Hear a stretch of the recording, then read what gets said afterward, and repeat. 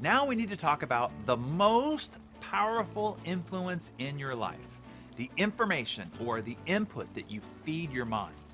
If we want to produce different results in life, we have to think differently, to nurture a different mindset. As Einstein said, we cannot solve our problems with the same thinking we've used to create them. If your thinking is stinking, so will your results. Here's how it works. What you think about, you create. You are not what you think you are, but what you think you are. Thus, the most constant influence of conditioning that affects our lives, our results, and our ability to achieve is the information that we feed our mind.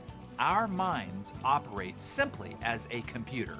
Computers are complex systems, of course, but how they work is rather simple.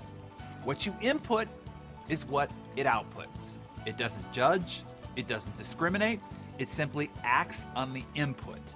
That's also how your mind works. It doesn't judge or discriminate the information you feed it, it simply acts on the input. I'm sure you've heard the axiom, garbage in, garbage out. This is true for a computer program, and it's true for your brain.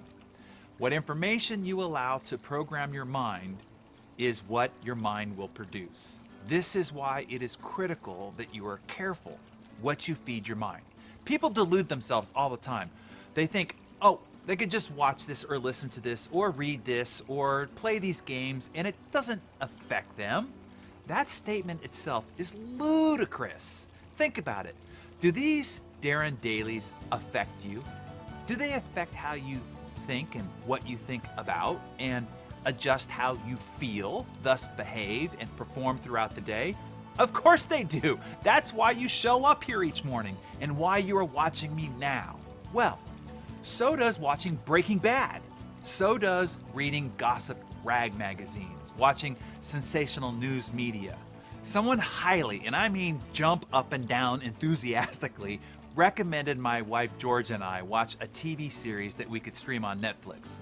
It's one which starred Kevin Bacon. And hey, I thought, well, you know, I liked Footloose, so I'd probably like this too.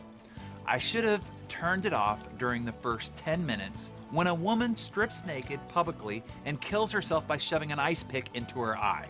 Apparently, the plot was about some guy who believed killing people and getting people to kill themselves was some form of high art.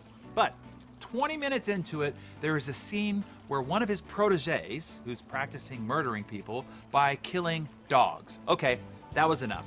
Mistreating innocent animals is way over my line. But here's the crazy part. Those 20 minutes that I allowed myself to watch haunted me. I had dreams about it for what seemed all night. Obviously, my mind was still processing it and replaying it, and then it started expanding on the scenes. The next day, I found myself inadvertently thinking about how you could get someone to kill themselves even though you are locked away in prison. I started to think of all the different ways. Isn't that nuts? As soon as I realized what was going on inside my head, I immediately tried to wash my brain with the bombardment of affirming and inspiring and positively productive input. You see, be careful what you feed your mind. And know this, you are always feeding your mind. Everything that you see, hear, read, listen to, watch, observe is getting inputted into your mind. And it goes to work on processing it, expanding on it, and ultimately outputting it in your behavior, thus your life. Be careful.